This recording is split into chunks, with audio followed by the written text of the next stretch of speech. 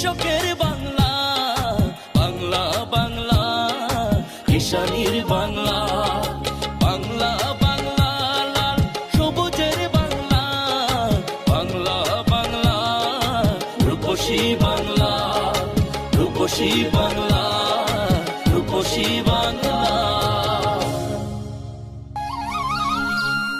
কৃষক ভাইরা, শুরু করছি এশিয়ান টেলিভিশনের কৃষি বিষয়ক অনুষ্ঠান রূপসী বাংলা। আজ আমরা চলে এসেছি মানিকগঞ্জ সদরের পাশে একটি সরিষা আবাদ করা জমির পাশে। আপনারা জানেন যে ডিসেম্বর জানুয়ারি মাসে সরিষা ফুল প্রচুর পরিমাণে ফুটে থাকে এবং খুব আকর্ষণীয়, যেটা দেখতে অনেকটা ভালো লাগে। তেমনি আমার পেছনে আপনারা দেখতে পাচ্ছেন যে প্রচুর পরিমাণে জমিতে সরিষার আবাদ হয়েছে এবং জমির পাশেই রয়েছে সারি সারি এই কাঠের বাক্স এবং এই বাক্সতে রয়েছে, আপনারা হয়তো শব্দ পাচ্ছেন যে মৌমাছি। এই মৌমাছির মাধ্যমে এখান থেকে মধু আহরণ করা হয় এবং এই প্রযুক্তিটা এখনও আমরা পুরো বাংলাদেশ ছড়িয়ে ছিটিয়ে পড়েনি। আজকে আমরা দেখব এখানে কি পরিমাণে সরিষা আবাদ করা হয়েছে এবং এই বক্সের মাধ্যমে এখান থেকে কিভাবে মধু সংগ্রহ করা হচ্ছে। মৌমাছি পালন ফলিত প্রাণীবিজ্ঞানের একটি শাখা। মৌমাছিকে তাদের প্রাকৃতিক পরিবেশ থেকে এনে মৌচাকের উপযোগী পরিবেশ সৃষ্টি করে আধুনিক ও বৈজ্ঞানিক পদ্ধতিতে পালন করাকেই মৌমাছি পালন বলা হয়। পালনের জন্য ভারতীয় জাতের মৌমাছি সবচেয়ে বেশি উপযোগী। ছোট সোনালী বর্ণের ও সাদা ডোরাকাটা এই মৌমাছিরা গাছের গর্তে বা অন্য কোনো গহ্বরে একাধিক সমান্তরাল চাক তৈরি করে বসবাস করে। গর্তে প্রবেশ পথের সঙ্গে চাকগুলো সমান্তরালভাবে সাজানো থাকে। মৌমাছিদের এরূপ বাসস্থানের সাথে সামঞ্জস্য রেখে তৈরি করা হয় কাঠের বাক্স। কাঠের মৌবাক্স মৌমাছি পালনের আধুনিক ব্যবস্থা। মৌমাছির বাক্স সাধারণত কাঁঠাল কাঠের তৈরি হয়, যার দৈর্ঘ্য 28.6 সেন্টিমিটার, প্রস্থ 27.7 সেন্টিমিটার। আপনারা দেখতে পাচ্ছেন যে এই সারি সারিভাবে অসংখ্য বক্স এখানে রাখা হয়েছে। এই বক্সের মধ্যে রয়েছে মৌমাছিগুলি। আমরা এখানে যারা এই বিষয়ে যারা অভিজ্ঞ রয়েছে, আমরা তাদের কাছ থেকে জানবো এই প্রযুক্তির মাধ্যমে কিভাবে এই সরিষা ফুল থেকে মধু সংগ্রহ করা হয়। দর্শক, আমরা এই পর্যায়ে কথা বলছি মোহাম্মদ আবাদুল্লাহ আফজাল সাহেবের সঙ্গে, যিনি বাংলাদেশ মৌচাষী রপ্তানিকারক সমিতির সাধারণ সম্পাদক এবং দীর্ঘদিন যাবৎ এই মধু চাষের সঙ্গে জড়িত রয়েছেন। বাংলাদেশের যারা আনাচে কানাচে এখন পর্যন্ত এই মধু চাষের সঙ্গে জড়িত রয়েছেন, এক নামেই যাকে সবাই চিনে, আফজাল সাহেবের সঙ্গে আমরা এখন কথা বলছি। কেমন আছেন? আলহামদুলিল্লাহ, ভালো আছি। ধন্যবাদ আপনাকে এই প্রোগ্রামের জন্য। তো আমরা প্রথমে আপনার কাছে জানতে চাচ্ছি যে এই মুহূর্তে বাংলাদেশে কতজন মৌচাষী রয়েছে? আপনারা জানেন যে এখন শীতের মরশুম, বাংলাদেশের বিভিন্ন জেলা উপজেলাতে সরিষার মাঠে হলুদ সমারোহে সমাদৃত। তো মৌচাষীরা এই সময় তারা মধু সংগ্রহের জন্য ব্যস্ত। বাংলাদেশের বিভিন্ন জেলাতে মৌমাছির বাক্স স্থাপনের মাধ্যমে মধু সংগ্রহ করছে। বাংলাদেশে এখন পর্যন্ত প্রায় 3000 মৌচাষী এই মধু সংগ্রহ কাজে ব্যস্ত আছে, যার বাক্সের সংখ্যা হলো প্রায় 3 লক্ষ এবং আমাদের সরিষার মাঠ থেকে মধু উৎপাদনের লক্ষ্যমাত্রা হলো 5000 মেট্রিক টন। তো আমরা আশা করছি, যেহেতু আবহাওয়া অনুকূলে আছে, এখনও পর্যন্ত আবহাওয়ার কোনো হয় নাই, প্রতিকূলতা আসে নাই, আমরা আশা করি 5000 মেট্রিক টন মধু উৎপাদনের পরেও আমরা অতিরিক্ত কিছু মধু উৎপাদন করতে পারবো। আপনি যেমনটা বললেন যে 3000 মৌচাষী রয়েছে, তো এটা কি আমাদের জন্য কি পর্যাপ্ত? না, আসলে বাংলাদেশে যে পরিমাণে যুব মহিলা বেকার আছে, ব্যাপক উদ্যোক্তা সৃষ্টির লক্ষ্য আছে। যেন টোটাল আমাদের কৃষি সম্প্রসারণ অধিদপ্তরের তথ্য অনুযায়ী বাংলাদেশে যে পরিমাণে সরিষার আবাদ হয়, তার মাত্র 10 ভাগ জমিতে মৌমাছির বাক্সগুলো বসানো হয়েছে, অর্থাৎ 90 ভাগ কিন্তু খালি আছে। তার মানে এখন যদি 3000 এইখানে বেকার যদি মধু উৎপাদন কাজে নিয়োজিত থাকে, আমি মনে করি যেখানে 1 লক্ষ বেকার, এই 1 লক্ষ বেকার 1 লক্ষ মানে মৌমাছির বাক্স দিয়ে বাংলাদেশে যেটা রিসার্চে দেখা গেছে 1 লক্ষ মেট্রিক টন মধু উৎপাদন করা সম্ভব, যেটা মাত্র আমরা 10,000 মেট্রিক টন মধু উৎপাদন করতে সক্ষম হয়েছি। তার মানে আমরা বলতে পারি যে আমরা প্রায় 90% মধু থেকে আমরা বঞ্চিত হচ্ছি। হ্যাঁ, আমরা মধু থেকে বঞ্চিত হচ্ছি না, আমরা টোটাল যে মধুর সম্ভাবনা আছে এটা 90% থেকে বঞ্চিত হচ্ছি। সেই সাথে মৌমাছির একটা ভূমিকা আছে, এটা পরাগায়ন। মৌমাছি কিন্তু পরাগায়ন করলে ফসলের 20 থেকে 30% ফসল বৃদ্ধি পায় এবং যে ফসলটা এটা পুষ্ট হয়। তার থেকে তেলও বেশি হয়। তাহলে আমরা দুই দিকে লস করছি। অ্যাকচুয়ালি মধু উৎপাদন থেকে হচ্ছে, মধু বর্তমানে রপ্তানিও হচ্ছে। এই মধু রপ্তানি থেকে যে আমাদের বৈদেশিক মুদ্রা আসে, এটাও কিন্তু আমাদের দেশের উন্নতির একটা চালকা শক্তি হতে পারে।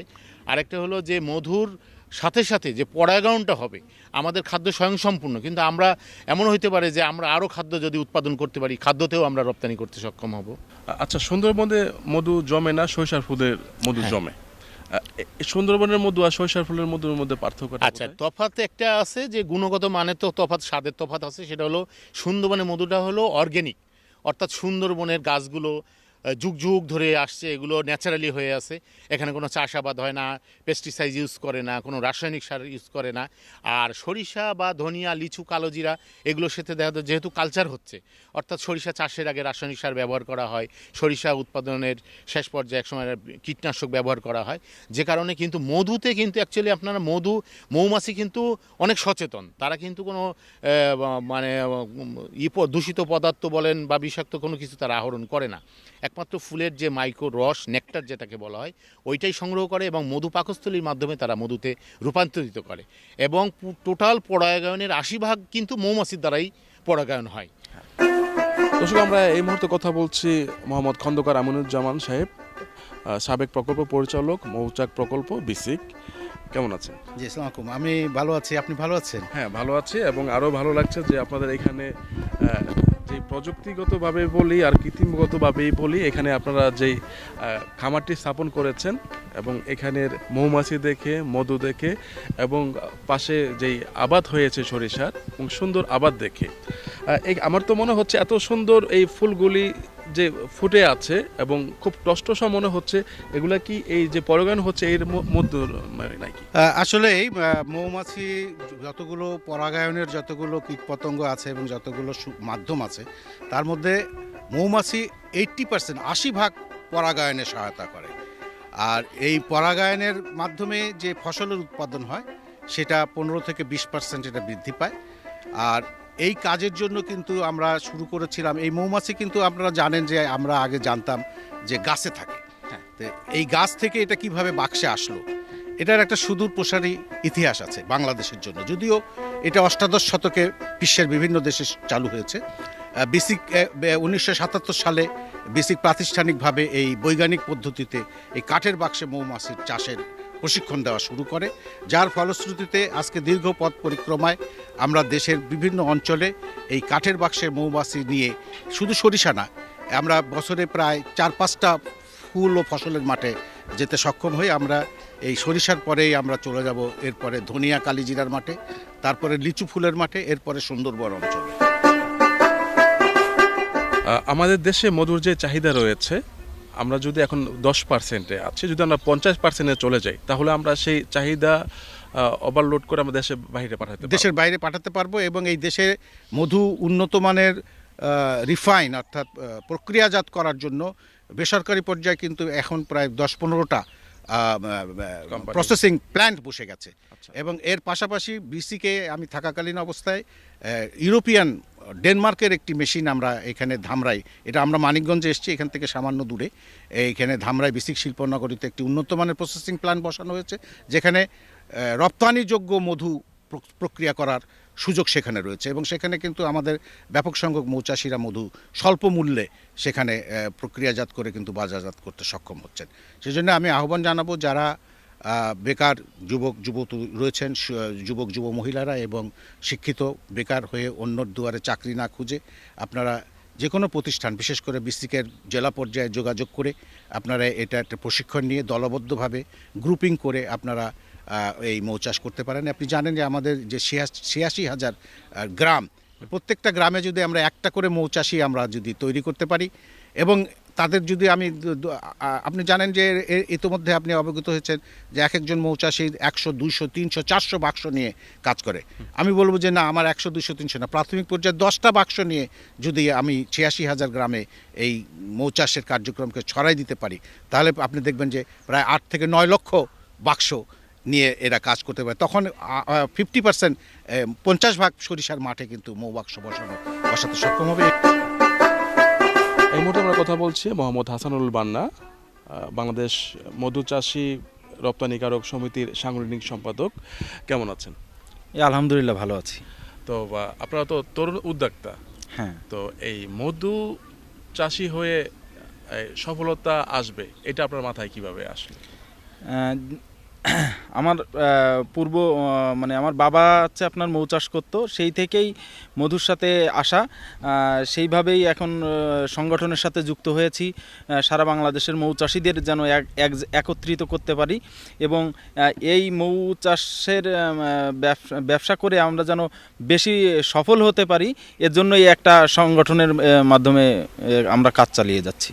আচ্ছা, তা আপনি তো যেহেতু আপনার বাবা করেছে, তার মানে ফ্যামিলিগতভাবে আপনি এই ব্যবসার সাথে যুক্ত হয়ে গেছেন। হ্যাঁ। তো এখন আপনি এখানে আসার পর কি এখন মনে হচ্ছে যে এটা একটা সঠিক জায়গা? হ্যাঁ, এখন মনে হচ্ছে যে এ থেকে অনেক ইনকাম করা সম্ভব এবং প্রকৃতিতে যে আপনার পরাগায়নের মাধ্যমে দেশেরও আপনার উপকার হবে, ফসলের উৎপাদন বৃদ্ধির পাশাপাশি সেক্ষেত্রেও আমরা অবদান রাখতে পারতেছি। এর জন্য নিজের কাছেও ভালো লাগে যে আমরা যে কাজটা করতেছি